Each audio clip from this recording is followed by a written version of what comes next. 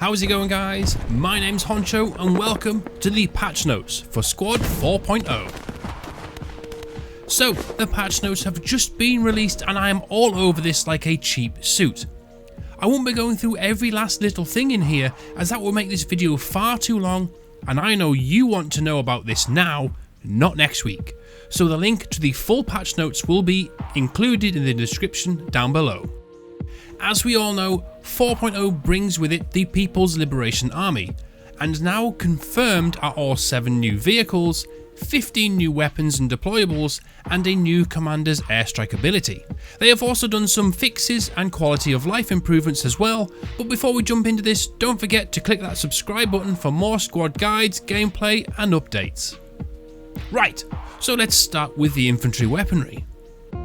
The main rifle PLA will be using is the QBZ-95. Naturally, there will be a few variants of this, as we usually get an iron sight, a red dot and a scope. And if I'm right in saying this is the second bullpup in game now, with British being the only other nation using one.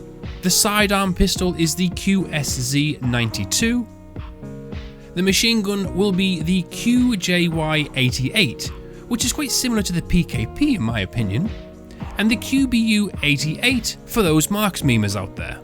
Now for the anti-tank launchers, we will be getting the DJZ-08 light anti-tank launcher and the PF-98 heavy anti-tank launcher. Now the PF-98 is supposed to come with a laser rangefinder built in, so it will be interesting to see if that has been implemented. For emplacements and deployables, they will be using the QJZ-89 heavy machine gun that will come in both bunkered and non-bunkered form. The ATGM launcher is the HJ-8. And then you get other little bits like the Type 72 anti-tank mine and the PP-97 mortar emplacement. Now I mentioned this in my PLA preview video the other week, but the commander's airstrike is the JH-7A Close Air Support Rocket Strike, and OWI are stating that this is a new feature, so I imagine it will behave differently from the A-10 and Su strikes that we see traditionally. Now for the vehicles, and this is where China really starts to get juicy. The Logi and transport trucks are the CTM-131, and also note they have mentioned here that the transport trucks come armed with a QYJ-88 and a QJZ-89 HMG. This is something that no other faction has, so perhaps these vehicles will serve a better purpose than to just dump in the middle of nowhere whilst a random heavy AT soldier is vehicle hunting. Yosha. The Jeeps are the Mengshi CSK-131, boasting the same armament as the transport truck for open tops, along with the remote turret QJZ-89 and the HJ-8 ATGM. APC wise, there is the ZSL-10, which again uses the open top QJZ-89, and the ZBL-08, which runs a 30mm autocannon. There's also another variant of this that has the HJ-73C ATGM on the side of the turret. Like I said guys, the Chinese armour is going to be interesting. Tracked APC is the ZBD-04A, which runs what looks like a BMP-3 turret, as it has a 100mm cannon and a 30mm cannon. I'm going to be very curious to see what ammunition this thing will get with it. The main battle tank is the ZTZ-99A.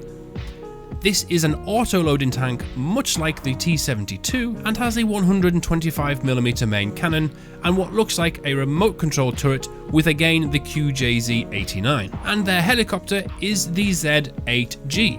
Now a lot of you have noticed it doesn't have any door gunners, so I'm curious to see if there's any trade-offs for this. Maybe all the doors close so light arms cannot shoot people from inside? I don't know.